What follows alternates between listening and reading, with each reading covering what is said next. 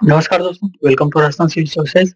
RS 2023 वाला paper चल रहा था। क्वेश्चन नंबर 72, निम्नलिखित में से कौन प्रतिष्ठित जगह में नहीं उगता है?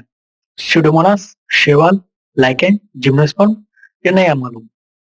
इसका सही आंसर है लाइकेन। ये प्रतिष्ठित जगह पर नहीं उगता है। चलिए व्याख्या देखते हैं। व्याख्या में सब समझ में आ जाएगा। लाइकेन एक जैविक संगठन है जो फंगी, एल्गाई, फोटोसिंथेटिक सूक्ष्म जीव के सजीवी संबंध से बनता है। इसमें फंगस और साइनोबैक्टीरिया या शैवाल का मिला जुला जीवन देखने को मिलता है। लेकिन उन जगहों पर उगते हैं जहां हवा की नमी और प्राकृतिक वातावरण हो, जैसे कि उष्णकटिबंधीय क्षेत्रों में यह आसानी से उग ही जाता है। यह सामान्यतः पत्थरों, पेड़ों की छाल, दीवारों पर, अन्य सतहों पर उगता है, लेकिन उन क्षेत्रों में पाए जाते हैं जहां मूल्यवान वायुमंडलीय स्थिति हो, जैसे कि शुष्क और आर्द्र वातावरण। यह वायु प्रदूषण की प्रति संवेदनशील होते हैं और प्रदूषित क्षेत्रों में कम पाए जाते हैं। धूप और साफ हवा वाली जगहों पर लाइकेन तेजी से बढ़ते हैं। लाइकेन जहां नहीं उगते, ठीक, चलिए इस तरह का होता है ये लाइकेन, जो कि ये चट्टानों पर भी उग सकता है और यह चट्टानों को मिट्टी बनाने में काफी मददगार है। और ये शैवाल है, ये लाइकेन, ये शैवाल और जिम्नोस्पर्म और एंजियोस्पर्म, ये पुष्प नहीं होते, इनमें पुष्प होते हैं। ये तो पौधों की प्रजातियां हैं। ये जिम्नोस्पर्म। चलिए अगला क्वेश्चन देखते हैं। राजीव गांधी जैव प्रौद्योगिकी संस्थान कहाँ पर है? ये केंद्र कहाँ स्थित है? तिरुवनंतपुरम, फरीदाबाद, जोधपुर, नई दिल्ली या पता ही नहीं? इसका सही आंसर है तिरुवनंतपुरम। इसकी स्थापना 1990 में की गई थी। देखिए, आरसीआरजीसीबी की स्थापना 1990 में एक छोटी अनुसंधान इकाई के रूप में की गई थी। इसके बाद में राष्ट्रीय महत्व के संस्थान के रूप में मान्यता दी गई, जो कि 2002 में इसे विज्ञान और प्रौद्योगिकी मंत्रालय, भारत सरकार के अधीन लाया गया। यह केंद्र पूर्व प्रधानमंत्री राजीव गांधी के नाम पर स्थापित है, जिनका वैज्ञानिक और तकनीकी प्रगति में विशेष योगदान रहा है, विशेष ध्यान भी था। इसके प्रमुख क्षेत्र कौन कौन से हैं और इसकी उपलब्धियां? आरसीजीबी अनुसंधान विभिन्न प्रमुख क्षेत्रों पर केंद्रित है, जो कि इस प्रकार है। कैंसर बायोलॉजी, मधुमेह, कार्डियोवैस्कुलर डिजीज के लिए वैक्सीन विकास, मोलिकुलर मेडिसिन, कृषि प्रौद्योगिकी में फसल सुधार और रोग प्रतिरोधक फसलें, जैव उर्वरक और पर्यावरण अनुकूल तकनीकी इकाइयां, और आणविक, जो कि पर्यावरण और जैव विधि प्रौद्योगिकी के लिए भी है, पर्यावरण नियंत्रण, जैव विविधता संरक्षण, माइक्रोबायोलॉजी के लिए, और आणविक और कोशिकीय जीवों के लिए प्रोटीन इंजीनियरिंग, जीनोमिक्स, जीनोमेट प्रोटियोमिक्स, औद्योगिक जैव प्रौद्योगिकी और औषधि निर्माण, जैव ईंधन और रसायन। और इसके उद्देश्य क्या क्या है और इस शैक्षणिक और प्रशिक्षण कार्यक्रम, इसको पॉज करके आप पढ़ लीजिएगा। अगला क्वेश्चन देखते हैं। पृथ्वी के वायुमंडल में मौजूद कुल ऑक्सीजन का अमेजोन वन में प्रकाश संश्लेषण के द्वारा अनुमानित उत्पादन है 40, 50, 70, 20। ये पूरी पृथ्वी का बताना है, क्योंकि पूरी पृथ्वी का 1% भी बहुत होता है। इसका सही आंसर 20% है। आपको अगर कॉमन सेंस से भी करना चाहें तो भी हो सकता है। वैसे इसका सही आंसर 20% है। इसकी व्याख्या कुछ इस प्रकार। ये उष्णकटिबंधीय वर्षा वन है और महान वनों में यह उत्पादन अधिक होता है। राष्ट्रीय उष्ण अनुसंधान केंद्र स्थित है। देखिए, ये राजस्थान में कहां पर है? क्योंकि आरएस 2023 में आया हुआ क्वेश्चन है। इसका सही आंसर बीकानेर है, जहां उस्ता कला बहुत फेमस है इनके लिए। बीकानेर ही इसका सही आंसर है। इनका इतिहास क्या है? कार्य, आधुनिक प्रयास और महत्व। इसकी स्थापना 1984 में भारत सरकार और कृषि और किसान कल्याण मंत्रालय द्वारा की गई थी। इसका उद्देश्य ऊँटों के प्रजनन, स्वास्थ्य, पोषण, प्रबंधन और विकास से संबंधित है। राष्ट्रीय उष्ण अनुदान, इसका एक उद्देश्य आर्ट एंड कल्चर को बढ़ावा देना भी है, जो कि हमारे राजस्थानी संस्कृति, रेगिस्तान का जहाज भी कहा जाता है इसे, जो कि रेगिस्तान राजस्थान की प्रमुख धरोहरों में से एक है। ऊँटों की नस्ल सुधार और ऊँटों का प्रजनन अध्ययन, स्वास्थ्य और रोगों का शोध, ऊँट के दूध का अध्ययन, ऊँटों के लिए पोषण, जिसमें आधुनिक प्रयास, इसमें जीनोमिक्स और वर्धित प्रजनन तकनीकों जैसे कृत्रिम गर्भाधान, मल्टीपल ओव्यूलेशन ओव्यूलेशन जो कि अंडाणुओं का निषेचन करवाया जाता है, आदि पर भी अनुसंधान कर रहा है। उद्देश्य ऊँटों, अर्थात ये मॉडिफिकेशन पर बेस है कि इनकी किस्मों में किस किस प्रकार से सुधार लाया जा सकता है। दूध और मांस उत्पादन की क्षमता को बढ़ाना, केंद्रों को ऊँट के लिए विशेष और देखभाल प्रबंधन तकनीकें, और इनमें से कौन सा मिलेट्स श्री अन्न फसलों का है? बाजरा, मक्का, कोदो, ज्वार, रागी, बाजरा, कोदो, मूंग, कोदो, बाजरा, मक्का, कांगनी, ज्वार, कोदो, कांगनी, रागी, या नहीं मालूम। देखिए इसका सही आंसर, ये फोर्थ का सही आंसर है, ज्वार, कोदो, कांगनी, रागी। इसकी व्याख्या देखते हैं।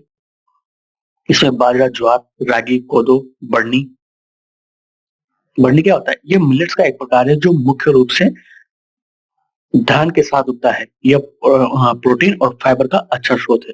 कोदो यह उष्णकटिबंधीय या उपोष्णकटिबंधीय क्षेत्रों में उगता है और इसका उपयोग पकवानों, दाल, दल और उपमा में होता है, अर्थात स्वाद के रूप में।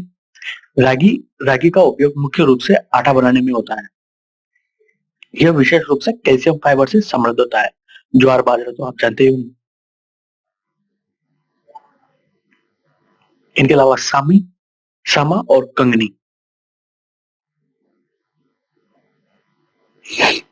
ये छोटे आकार का अनाज है जो भारतीय व्यंजनों के लिए बड़े पैमाने पर उपयोग किया जाता है। यह फाइबर, प्रोटीन और आयरन से भरपूर होता है। कंगनी यह अनाज शुष्क क्षेत्रों में उगता है और विशेष रूप से पूर्वी एशिया और भारत में पाया जाता है। ये प्रोटीन का और अच्छा कैल्शियम का अच्छा स्रोत है। समा और कंगनी ये किस प्रकार की दिखती है? देखिए ये समा का हाइब्रिड बाजरा सीड्स, एक प्रकार से बाजरे के ही किस्म है ये समा, और ये कंगनी है, कुछ इस प्रकार की दिखती है, फॉक्सटेल मिलेट्स। और आपको पिछले जो रागी, बढ़नी, कोदो ये किस प्रकार की दिखती है? कुछ इस प्रकार की है। ये बढ़नी है, ये कोदो है, और ये कोदो है, ये बक वेट है, कुटो, लिटिल मिलेट्स, स्मॉल बाजरा, और पर्ल मिलेट्स। ये कोदो है, ये रागी है, और ये रागी है, इस प्रकार की दिखती है। ये कोदो है, ये वाला जो डायग्राम है ये कोदो में। चलिए अगला क्वेश्चन देखते हैं।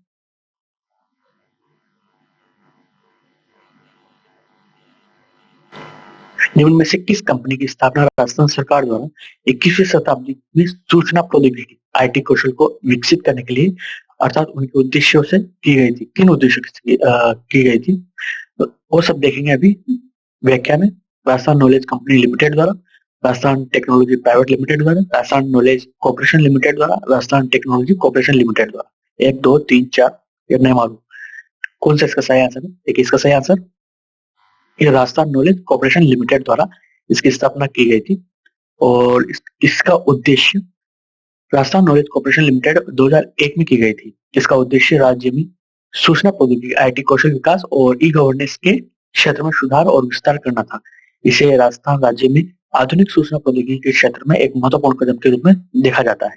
राजस्थान नॉलेज कॉर्पोरेशन का लक्ष्य राज्य के नागरिकों को सूचना प्रौद्योगिकी और कौशल विकास से जुड़ी सेवाओं के प्रति जागरूक करना है, ताकि वे 21वीं सदी की आवश्यकताओं के अनुसार कौशल विकसित कर सके। ऐसा स्किल डेवलपमेंट के लिए इसका स्थापना की गई थी। और इसका इतिहास और निष्कर्ष तक जो कार्य है वो सब 2001 की स्थापना, राजस्थान डिजिटल साक्षरता योजना, उपलब्धियों और प्रभाव, और राजस्थान में सूचना प्रौद्योगिकी और ई गवर्नेंस को बढ़ावा देना इसका उद्देश्य है। ये मैथ्स में आप लिख सकते हैं इन्हें। अगला क्वेश्चन देखते हैं। राजस्थान विधानसभा द्वारा 2023 में पारित एक विधेयक द्वारा दूसरा राजस्थान पशु चिकित्सा और पशु विश्वविद्यालय, विज्ञान विश्वविद्यालय कहाँ स्थापित किया गया था? गंगानगर में, जोबनेर में, अजमेर में, जोधपुर में, या नहीं मालूम? इसका सही आंसर है जोबनेर, जयपुर के पास में इसकी स्थापना की गई थी। और इसकी व्याख्या ये, इसको स्क्रीन पे आ जाएगा, आप पढ़ लीजिएगा। और ये इसका चलचित्र है जो अपने जयपुर के निकट स्थित है, और यह क्षेत्र पशुधन के लिए जाना जाता है। इस स्थान का चयन राज्य के विभिन्न हिस्सों में पशुओं तक आसानी से पहुंच बनाने और पशु चिकित्सा शिक्षा को बढ़ावा देने के लिए उद्देश्य से की गई थी। इनके उद्देश्य रोजगार के अवसर, अनुसंधान और विकास, ग्रामीण विकास, पशु चिकित्सा में शिक्षा में वृद्धि और इसका निष्कर्ष। अगला क्वेश्चन, इनमें से कौन सा प्राकृतिक संसाधन गैर नवीनीकरणीय संसाधन माना जाता है? इमारती लकड़ी, जीवाश्म ईंधन, सौर ऊर्जा, पवन ऊर्जा या नहीं मालूम? देखिए, कई लोगों को कंफ्यूजन रहता है गैर नवीनीकरणीय और नवीनीकरणीय क्या होता है। नवीनीकरणीय जो आज के समय जो किसी की सौर ऊर्जा, पवन ऊर्जा, ये 21वीं शताब्दी में विकसित की गई थी और जो कि फ्यूल के तौर पर, और फ्यूल पुराने समय में जो गैर नवीनीकरणीय अर्थात पुराने समय से चला आ रहा है उनमें जीवाश्म ईंधन है, अर्थात इसका आंसर जीवाश्म ईंधन है। चलिए इसकी व्याख्या देखते हैं। और इनके सीमित भंडार होते हैं जैसे कि कोयला वगैरह, ये सब इनके सीमित भंडार हैं।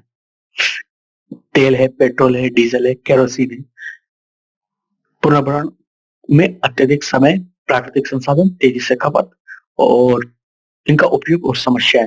फिर उपयोग तो आप सबको पता होगा, समस्या क्या क्या है इसमें? CO2, मीथेन और सल्फर गैस भी निकलती है, नाइट्रोजनस गैस कंपाउंड भी निकलते हैं जो कि एसिड प्रोड्यूस करते हैं, HNO3 और H2SO4, HSO4, इस प्रकार से H2CO3 जो कि समुद्र के अम्लीकरण में काफी नुकसानदेही है जलीय जीवों के लिए, ग्लोबल वार्मिंग में सहायक है।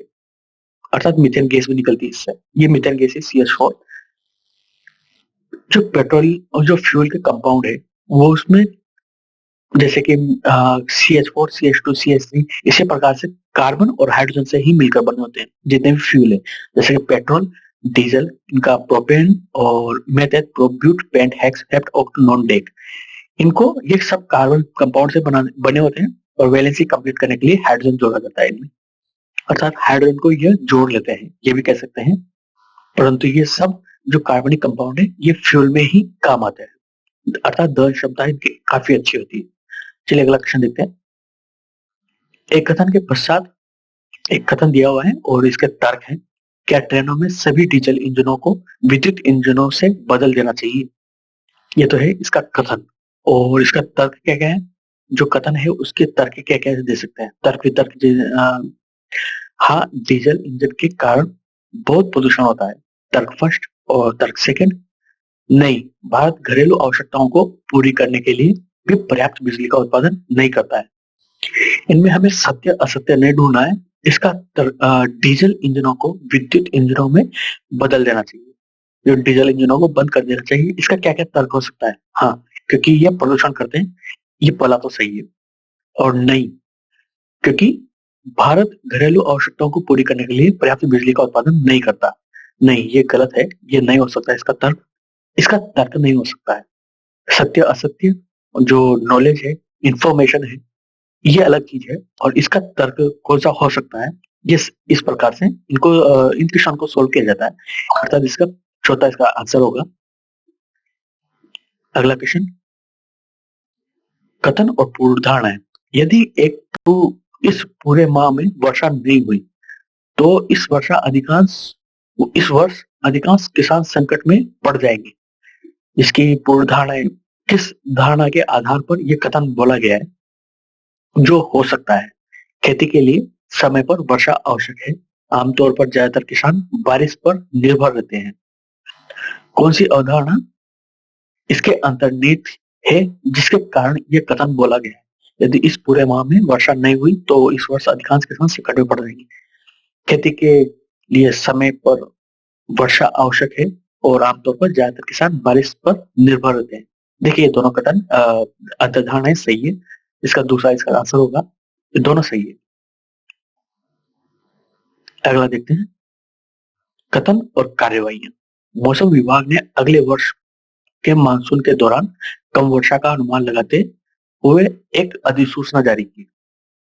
पहला है, सरकार को प्रभावित क्षेत्रों में जल उपलब्ध कराने के लिए प्रबंध करना चाहिए।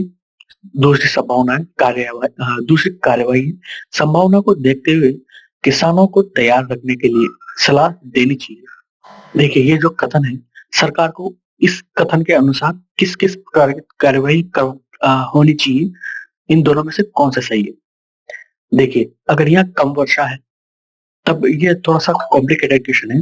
आरपीएससी ने इसका क्वेश्चन का आंसर नहीं डाला है, क्योंकि ये अलग अलग विचारधाराओं के लोगों के अनुसार अलग अलग हो सकता है। अगर यहाँ ज्यादा वर्षा होती तब तो ये दोनों सही होते, क्योंकि मौसम विभाग ने अगले वर्ष के मानसून के दौरान कम वर्षा का अनुमान लगाते हुए, मतलब कि सरकार को पता है कि अगले वर्ष कम वर्षा होगी, तो उसके अनुसार किस किस प्रकार की कार्यवाही करनी चाहिए।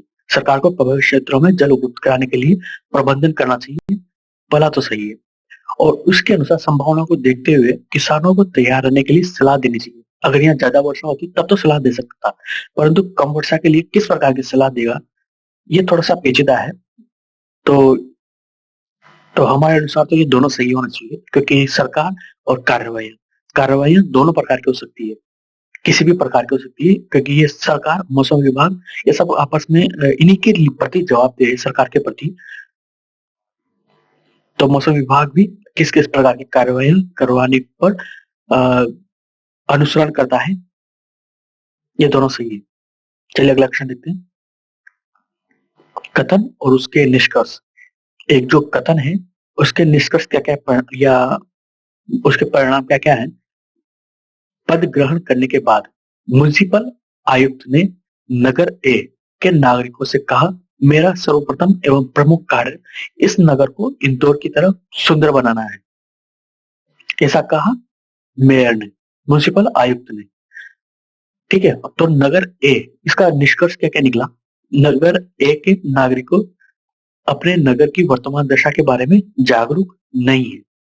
ये तो नागरिकों के बारे में बात हुई, तो ये तो गलत हो गया, क्योंकि आयुक्त ने कहा है कि एक नागरिकों के, मेरा सर्वप्रथम, उसने खुद के बारे में बताया कि मेरा सर्वप्रथम प्रमुख कार्य इस नगर को इंदौर की तरह सुंदर बनाना है। तो उसे पता क्या होगा कि इंदौर सुंदर शहर है, और वो अपने बारे में बताना चाह रहा है, ना कि नागरिकों के बारे में। इसका निष्कर्ष क्या क्या है। और दूसरा निष्कर्ष, आयुक्त इंदौर के कार्य कर चुके हैं, इंदौर में कार्य कर चुके हैं, ये तो नहीं, इसका मतलब नहीं निकलता। और शहरों के सौंदर्यीकरण में अच्छा अनुभव है, ये भी इसमें इस कथन से पता नहीं चलता कि उसको अच्छा अनुभव है। ऐसा नहीं है कि जैसे इंदौर शहर की अभी स्वच्छता रिपोर्ट निकली, तो अपन सबको पता है कि इंदौर अच्छा शहर है, तो उसका उदाहरण देते हुए बोल सकते हैं कि हाँ ऐसा होना चाहिए, वैसा होना चाहिए, परंतु ये थोड़ी पता चलता है कि वो उसमें कार्य कर चुका है। आम नागरिक भी तो बोल सकता है, वो तो कार्य कर ही नहीं सकते। इसके अलावा सौंदर्यीकरण में अच्छा अनुभव है, इसका भी पता नहीं चलता। तो ये दोनों कथन गलत है।